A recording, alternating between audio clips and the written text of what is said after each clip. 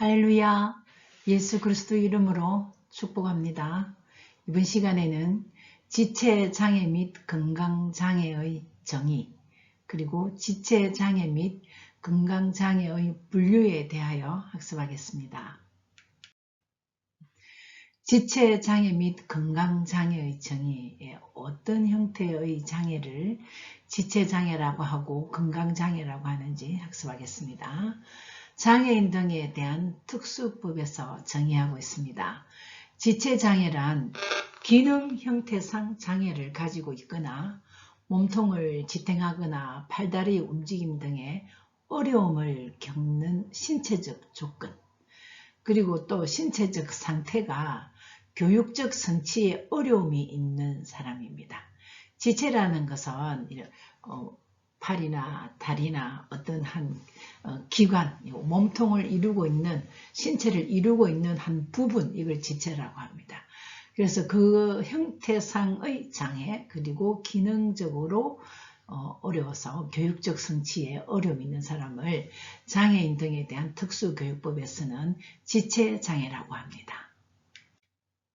네, 장애인 복지법에서는 지체장애를 신체의 일부를 잃은 사람, 이게 단순히 기능만 안 되는 것이 아니라 잃은 사람, 그리고 다 있는데도 관절이 문제가 생겨서 그 관절이 제대로 생활하는데 도움을 줄 수 없는 그런 관절 장애 상태, 그리고 팔, 다리가 다 있어도 기능이 제대로 안 되는 상태, 그리고 신체가 다 있어도 기능은 좀 되기는 해도 이제 틀어졌다든지 변형이 된 상태, 이런 거 모두 합쳐서 장애인 복지법에서는 지체장애라고 합니다. 지체장애 및 건강장애의 정의에서 두 번째로 건강장애의 정의입니다.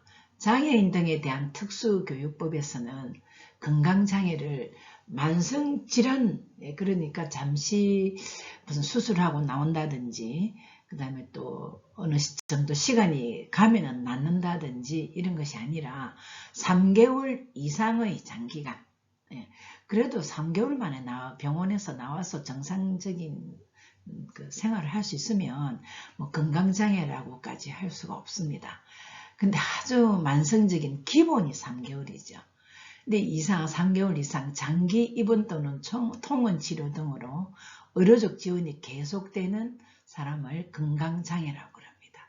그리고 건강장애 아동이라고 하면 이렇게 3개월 이상 장기 입원 또는 통원 치료를 하면서 학교생활, 그 다음에 학업 수행에 어려움이 있는 아동을 건강장애 아동이라고 합니다. 장애인 복지법은 건강장애의 영역을 어디로 정하냐면 대부분이 내부기관 장애에 해당한다고, 내부기관 장애 영역에 해당시켜서 정의하고 있습니다. 신장장애, 콩팥이죠. 그 다음에 심장, 심장이 우리 호흡하는데, 심장장애, 호흡기장애, 간장애, 간질환입니다. 그 다음에 장루, 요루, 유는, 루라는 말은 구멍이라는 말입니다. 장에 구멍을 내어서 배설을 한다든지, 그 다음에 먹는 것을 이렇게 목으로 못 넘겨서 따로 구멍을 넣어서 넣는다든지, 요루, 소변도 제대로 정상적인 기관을 통해서 배설할 수 없이 따로 구멍을 내서 한다든지, 이렇게 조성된 배설 구멍으로 생활하는 사람. 그 다음에 간질장애. 간질장애는 뇌전증, 쉽게 말하면 발작, 경기 이런 종류입니다. 월 8회 이상, 월 8회 이상이면 일주일에 두세 번 가는 거죠. 그리고 두세 번뿐만 아니라 심한 아이들 하루에 몇 번씩 다. 어떤 친구는 막 2분, 3분, 5분 이렇게 하지만 어떤 친구는 30분, 40분씩 싹 넘어갔다가 다시 돌아오기도 하고 이렇습니다. 근데 월 8회 아니더라도 연간 6회 이상만 되면 건강장애인으로 판정을 받을 수 있습니다. 근데 안면장애는 예를 들어서 뭐 여기 함몰 됐다든지 그런 경우, 그 다음에 입이 많이 돌아갔다든지 뭐 이런 경우는 건강장애에 판정을 받을 수 없다고 합니다. 그 다음 지체장애 및 건강장애의 분류는 어떤 분류가 있는가? 특수교육에서는 지체장애를 신경성 증후군과 그리고 운동기 증후군으로 두 가지로 나누고 있습니다. 신경성 증후군은 뇌성마비 그리고 진행성 근이양증. 그 다음 이 진행성 근이양증은 주로 유전적인데요. 근육이 수축되는 것입니다. 근데 이영양증, 진행성 근이영양증, 영양이 이상적으로 분배되는 거예요. 이게 영양이 골고루 가서 그 역할을 해야 되는데 이상 증상이 일어나는 상태입니다. 그리고 뇌성마비 유형이 있습니다. 뇌성마비 유형은 이제 운동기 증후군으로 분류되는데 경직형, 그 경직형이나 강직형은 이렇게 근육이 굳어지기도 하고 또 신경이 제대로 말을 안 들어서 움직이는 동작 자체가 불편한 것, 그것을 경직형, 강직형이라고 합니다. 근데 불수의 운동형은 자기가 마음대로 이것을 딱 짚고 싶은데 마음대로 안 짚어지는 거예요. 그래서 어떤 그 내성마비된 애가 이걸 하나 짚으려면 아주 용을 써서 이렇게 힘을 써서 이렇게 하잖아요. 그다음 운동실조형, 마음대로 걷고 움직이고 하는 그 움직임 자체가 제대로 안 되는 것, 생활이 어려울 정도. 혼합형, 경직형, 불수의형, 운동형, 이런 운동실조형 이런 것들이 다 한꺼번에 다 증상이 나타나는 그게 바로 뇌성마비의 유형입니다. 지체장애에서 이제 건강장애는 또 어떻게 분류하느냐. 건강장애는 첫 번째 심장장애가 가장 문제입니다. 이건 호흡기가 곤란해지는 거죠. 심장의 이제 기능 부진으로 인해서 일상생활에 그 정도의 굉장히 활동에도 호흡에도 곤란을 가져오는 그런 상태. 그것이 지속될 때에 건강장애로 정의할 수 있습니다. 그리고 백혈병입니다. 이 백혈병은 혈액을 조성하는 것, 혈색 형성을 만들어내는 자체가 잘 안 되는 것입니다. 그래서 혈색 형성 조직의 질병이라고 할 수 있습니다. 적혈구 수가 감소하고 백혈구 수가 증가하는 거죠. 그래서 백혈병이라고 합니다. 소와 당뇨, 보통 당뇨는 췌장에서 인슐린을 합성하여 분비하는데 그게 어린인데도 그 췌장에 문제가 생기는 것입니다. 그래서 어른이 당뇨 있다면 조금 이제 흔히 있을 수 있는데 소아당뇨는 그렇게 많지는 않지만 그래도 간혹 있습니다. 천식, 소아천식, 기관지 천식이라고 합니다. 그래서 기관지의 어떤 평활근이나 과민성으로 수축, 경련 이런 기관지가 좁아지고 호흡이 곤란해져 오는 것입니다. 특징적으로는 기침을 많이 하는 것이죠. 근데 이것도 그냥 쉽게 넘길 게 아니라 아주 그 기관지 근육이 막 좁아지고 경련을 일으키고 이렇게 되면 생활하기가 어렵죠. 특히 소아에게서 볼 수 있는 소아 천식은 건강장애로 분류되어집니다. 다음 이제 신장장애인데 이것은 콩팥 문제입니다. 특히 소변 배설이 잘 안 되고 몸이 붓기도 하고 몸에서 나오는 노폐물을 걸러지지 않기 때문에 차츰차츰 쌓이면 생명이 위험해집니다. 그래서 신장장애 있는 사람들은 한 번씩 이게 피에 찌꺼기가 자꾸 쌓이기 때문에 투석을 해주죠. 이 투석을 일주일에 한 번 하는 사람, 두 번 하는 사람, 세 번 하는 사람 그렇습니다. 투석을 하기 싫다고 안 하면 결국은 수명이 단축됩니다. 그 다음 내전증입니다. 내전증은 다른 말로 간질이라고도 합니다. 간질을 우리가 쉽게 말해서 경기라고 하죠. 발작, 그 다음에 순간적 발작, 일시적 발작, 아주 긴 것도 있고 짧은 것도 있습니다.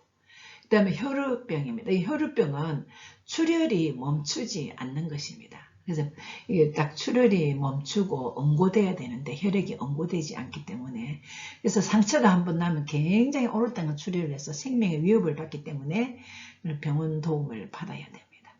그 다음에 낭포성 섬유증, 이것도 체내의 어떤 점액이 과생산, 너무 많이 생산되는 그리고 폐의 이상, 췌장의 이상 이런 것을 유발할 수 있습니다.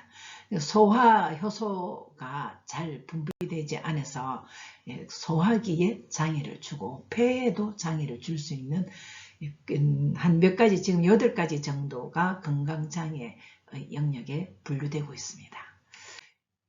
예, 그 건강장애에서는 많이 이제 그 특성도 있고, 그 다음에 출현율도 있고, 그 다음에 또 원인도 많이 밝혀지고 있는데, 앞서서 많은 장애의 장애의 원인으로서 된 것은 출산 시에 산모의 건강 상태, 그 다음에 산모의 약용, 남용, 그 다음에 잘못된 그 약물 치료, 또 음주, 그 다음에 니코틴, 마약, 이런 것들이 전부 원인이 되고 있었습니다. 그래서 건강장애와 지체장애는 반복되기 때문에 그런 부분은 좀 빼고 간단하게 건강장애와 지체장애는 넘어가려고 합니다. 좀 여러분 교재에 없는 내용으로서 아동 발달을 도우는 영양분 정도는 교사가 알아야 되겠습니다. 패스트푸드, 인스턴트 음식 말인데요. 이것은 굉장히 성의가 없이 만들어지고 빨리 만들어지는 거잖아요. 반쯤 만들어져 나오는 것을 조금만 가공하면 열을 한다든지 물을 붓는다든지 하면 먹을 수 있는 음식이잖아요. 그래서 맞벌이 부부나 바쁜 엄마들은 자녀들에게 이렇게 시켜주기도 하고, 그 다음에 또 가져와서 간단하게 빨리 즉석에서 만들어주기도 합니다. 쉽게 말해서 정성이 좀 부족한 거죠. 이제 이것은 좀 무관심이랄까, 관심이 부족하고 정성이 부족하기 때문에 이 음식의 특징이 있습니다. 이 음식에는요, 채워도 아이가 먹어도 만족감이 없는, 그 채워도 부족함을 느낀다고 합니다. 이 패스트푸드 음식을 먹고 인스턴트 음식을 먹고 자란 아이들을 연구한 사람이 있습니다. 그 연구에 의하면 많이 먹는다고 해요. 얼른 먹기에는 아주 입에 맛있고 좋았는데 계속 채워도 부족함을 느끼는 심리적 작용이 있기 때문에 부족함을 느낀다고 그럽니다. 그리고 아이들은 엄마가 해주는 음식을 먹고 부족함을 느끼지 않고 흐뭇함을 느껴야 되거든요. 그래서 엄마에게 굉장히 사랑을 많이 요구한다든지, 좋아하는 사람이 생기면 굉장히 집착한다든지, 그 다음에 또 그 집착과 그 다음에 자기의 욕구가 잘 조화를 이루지 못할 때 그 심리적 갈등을 만든다고 합니다. 그래서 음식 자체도 인스턴트는 별로 좋지 않은 걸 알겠지만 심리적으로도 정서적으로도 불안함을 조성할 수 있다고 합니다. 그리고 인공조미료입니다. 인공조미료는 철분 흡수를 막는다고 합니다. 철분이 부족하면 집중력이 떨어집니다. 그리고 무엇보다도 철분이 부족하면, 철분은 영양소 중에 조절 영양소입니다. 우리 몸에 들어가는 영양소 중에 조절하는 영양소는 비타민류가 있죠. 그리고 철분이 있죠. 무기질 있죠. 그리고 나트륨, 이런 종류는 상당히 그 미량만 부족해도 문제를 일으키는 영양분입니다. 근데 인공조미료는 그 조절 영양소 중에서 철분의 흡수를 막아주기 때문에 빈혈을 초래한다고 그럽니다. 집중력이 떨어지고 빈혈을 초래한다 합니다. 결코 우리가 지체장애나 건강장애나 지적장애, 자폐장애 아동을 배우면서 집중력의 문제가 상당히 많이 대두되었잖아요. 그리고 또 지적 능력도, 인지 능력도 그런 장애가 있음으로써 떨어졌잖아요. 그런 비장애 아동도 계속해서 인공조미료를 먹으면 이렇게 참 생활에 어려운 그 질병을 얻을 수 있다라는 것입니다. 그리고 아침에 두뇌 활동을 하는 것은 기상 후 2시간 이후부터 이제 시작된다고 합니다. 활발하게. 그러니까 금방 자고 일어나, 특히 아동의 경우는 한 2시간 걸리고, 어른들은 조절 능력이 있기 때문에 뭐 씻고 또 준비하고 이러다 보면 30분에서 1시간 뒤에는 정상적으로 그 뇌를 쓸 수 있도록 조절이 된다고 합니다. 그런데 아침에 두뇌 활동, 아동들이 조절 능력이 아직 떨어지는 아동들, 굉장히 자기중심적인 기분, 또 이렇게 감정에 앞서는, 이성보다 감정에 앞서는 우리 아동들에게는 탄수화물이 분해될 때 다량의 에너지가 지원됩니다. 그래서 일어나서 2시간 이후부터는 그 탄수화물의 에너지 지원을 받는 것이 두뇌 활동에 굉장히 좋은 겁니다.